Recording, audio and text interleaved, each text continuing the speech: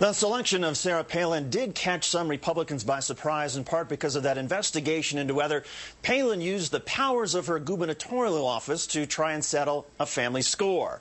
In Alaska, it's known as Wootengate. Mike Wooten, a state trooper, is the ex-husband of Palin's sister. Their nasty custody battle includes allegations that Wooten abused their kids this summer. Palin acknowledged her office talked to the commissioner oversees the state police about Wooten, but denied applying any pressure. The commissioner, Walt Monaghan, didn't fire Wooten, and last month, Monaghan was fired. I asked Walt Monaghan earlier today what he thought of the calls from the governor's office to look into her former brother-in-law. I've been a cop for a long time, and I know that the people get kind of emotionally spun up during divorces, and even including family members of people getting divorced. So this was kind of, I looked at it as a kind of venting a little bit initially and telling me some of the frustrations they had with this guy. But over the course of the next 17 months, I think the governor herself in one of her press releases said that she acknowledged that either her family or her staff have contacted DPS about 24 times or so about this particular truth. 24 times. 24 times the governor's staff, or, well, first let's clarify, did the governor herself have any conversation with you or any of your staff about this issue? I've spoken to governor's husband and the governor herself. I've also spoke to her chief of staff, the commissioner of administration, the attorney general, as well as the last one, which was Frank Bailey. That's a lot of conversations, Mr. Monaghan, and you mentioned 24 different conversations. Can you think of a single other case involving somebody else where it was brought to your attention in that fashion, that sort of high interest, the number of phone calls in an effort to essentially get that person fired? I can't think of any other one. And I've been the chief of the Anchorage Police Department, which is even larger than the troopers up here. And not once have I ever encountered anything like this. What about the reports that the governor's family was concerned about issues of safety surrounding this state trooper, Mike Wooten? Well, that was what the initial release was all about. But in essence, what I heard from them when I spoke to both Todd and to the governor herself was issues about past crimes that came out during the divorce, including an illegal moose hunt, a tasing of a stepson, and which are all not good ideas, but they happened prior and never were reported until the actual divorce that was subsequent to these incidences. So it was like the governor had never been threatened herself. She said that during the divorce, she claimed that Wooten had threatened her family, her father specifically. But again, that was investigated, and again, no new evidence that came up on that.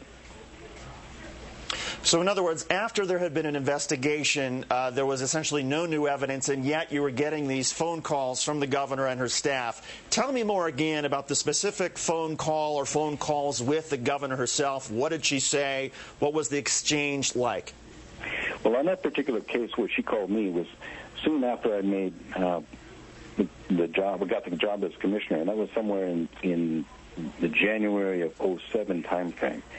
And she just reiterated what Todd and she was expressing her frustration with the results of the investigation, and this individual probably shouldn't be representing the troopers and whatnot. But I explained to her, just as I had explained to Todd, that there wasn't any new evidence, and that it is. The next time she brought it up was in February. Just a couple of weeks later, she brought it up as I was down at the Capitol, and as she mentioned it then, I told her I needed her to keep an arm's length away from this issue. And if there's other issues I have to talk to or other complaints, I should talk to Todd, her husband, not to her about this. And she said that's a better idea. Walt, I understand it was just in July when you were essentially fired for whatever reason. Is there any doubt in your mind that you were fired because of your refusal to essentially remove this state trooper? I think that Trooper Wooten was probably a very significant portion of why I was. But I'm awaiting for the investigation and its outcome that it has been already initiated up in the state, and I will cooperate with the investigator fully, give him all the emails and information that I have, and we'll see what we have from there. So could this investigation spell trouble for Palin and John McCain? We talked to a reporter from Anchorage next who has followed Palin's career. And John McCain's pick comes just hours after Barack Obama's historic speech, watched by 38 million people. McCain clearly stole the headlines today, but coming up, what kind of impact did Obama's speech have on the race for the White House? That's coming up. Roy, let's get first an update here from Megan Baldino's from the NBC affiliate at KTUU. And Megan, why don't you clarify what exactly is this investigation, and is the worst thing that could possibly happen to the governor some conclusion that, well, she was actually more involved in trying to get this guy fired than she has yet to acknowledge? Is that the issue? Well, the issue is, was it an abuse of power? Did she use her position as governor to pressure the commissioner to fire Trooper Wooten, who had been married to her brother? They went through a messy divorce. So was there an abuse of power? The legislature spent $100,000 on this independent investigation. Stephen Branchflower, who used to be an AG up here, is now investigating that, looking into that. So that's the issue. Was there an abuse of power? And how are people in Alaska taking it? And also, along with that, when do they expect that this investigation will be completed? Well, they're expecting the investigation to be completed by October 31st. Here in Alaska, remember, she has a very high approval rating, about 80% in the state. Having said that, there are a lot of people who have problems with Governor Palin. She has a lot of people who think that she mishandled this completely, that she wasn't honest with the people. For a governor who ran on a platform of open and transparent government, she didn't come out right away and tell people or the press why she had fired Chief Monaghan. It turned into a domino effect after that. So there's people who are diehard supporters. They still like her. They're thrilled about this announcement today. It's a very big deal for our state up here in Alaska. And, of course, there's people who think this was a joke. They're not so sure that she should have been the pick. Megan, is there any fear among these Alaska residents who are obviously so proud of the pick today that this investigation could somehow harm her just before the election? And again, that's a big if, because as Susan points out, there's no evidence that the governor did anything wrong. And in fact, I think by state law, she was entitled to essentially hire and fire whoever she wanted. But in any case, what's the fear that Alaskans have about all of this? Well, I think the fear is, of course, how the national media is going to pick up on it, if they are going to take her to task on this investigation right now. This is the first scandal of her tenure as the governor of our state. So I think a lot of people are wondering, is this going to become one big issue, or is the national media or the rest of the country going to look at this and say, hey, it's small potatoes up in Alaska. It's not that big of a deal. The investigation is going to play out. Again, the governor said she did nothing wrong. And real quickly again, Susan, to you, your reaction to that. And again, just to be very clear, and to your point, there's no allegation that she did anything wrong, but just this investigation is to try to determine, did she use her power in a way to essentially have the person in charge of the state police fired? What's wrong with having this investigation, having it wrap up by the end of October with the idea that, well, maybe it'll completely exonerate her right before the election?